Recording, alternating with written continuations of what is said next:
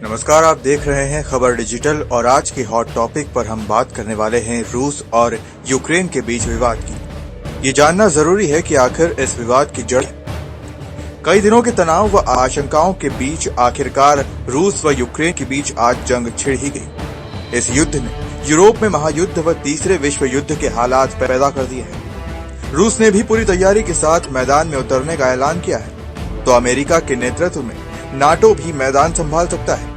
Ukraine ने जवाबी हमले शुरू कर दिए हैं। ऐसे में इस जानना जरूरी है कि आखिर इस विवाद की जड़ क्या है। सोवियत संघ के जमाने में कभी मित्र रहे ये प्रांत दो देश बनने के बाद एक दूसरे के शत्रु क्यों बन गए हैं और वहां के ताजा हालात क्या हैं? इन 10 बिंदुओं में जानिए ये पूरा मामला। यूक्रेन की सीमा पश्चिम में यूरोप और पूर्व में रूस से जुड़ी है। 1991 तक यूक्रेन पूर्ववर्ती सोवियत संघ का हिस्सा था। रूस और यूक्रेन के बीच तनाव नवंबर 2013 में तब शुरू हुआ जब यूक्रेन के तत्कालीन राष्ट्रपति विक्टर यानुकोविच का कीव में विरोध शुरू हुआ, जबकि उन्हें रूस का समर्थन था। यानुकोविच को अमेरिका ब्रिटेन समर्थित प्रदर्शनकारियों के विरोध के कारण फरवरी 2014 में देश छोड़कर भागना पड़ा। इससे खफा होकर रूस ने दक्षिणी यूक्रेन के क्रीमिया पर कब्जा कर लिया। इसके बाद वहां के अलगाववादियों को समर्थन दिया। इन अलगाववादियों ने पूर्वी यूक्रेन के बड़े हिस्से पर कब्जा कर लिया।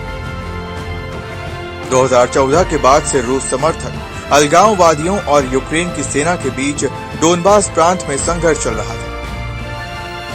इससे पहले जब 1991 में यूक्रेन सोवियत संघ से अलग हुआ था, तब भी कई बार क्रीमिया को लेकर दोनों देशों में टकराव हुआ। 2014 के बाद रूस व यूक्रेन में लगातार तनाव व टकराव को रोकने व शांति कायम कराने के लिए पश्चिमी देशों ने पहल की। फ्रांस और जर्मनी ने 2015 में बेलारूस की राजधानी मिन्स्क में दोनों के बीच शांति व संघर्ष विराम का समझौता कराया। हाल ही में यूक्रेन ने नाटो से करीबी व दोस्ती गांठना शुरू किया। यूक्रेन के नाटो से अच्छे रिश्ते हैं। 1949 में तत्कालीन सोवियत संघ से निपटने के लिए नाटो यानी उत्तर अटलांटिक संधि संगठन बनाया गया। यूक्रेन की नाटो से करीबी रूस को नागवार गुजरने लगी। अमेरिका और ब्रिटेन समेत दुनिया के 30 देश नाटो के सदस्य हैं।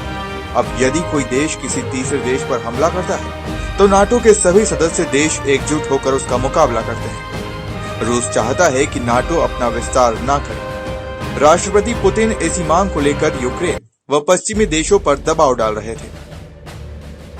आखिरकार रूस ने अमेरिका व अन्य देशों की पाबंदियों की परवाह किए बगैर गुरुवार को यूक्रेन पर हमला बोल दिया। अब यदि नाटो ने रूस पर जवाबी कार्रवाई की और यूरोप के अन्य देश इस जंग में कूदे तो तीसरे विश्व युद्ध का खतरा बढ़ जाएगा।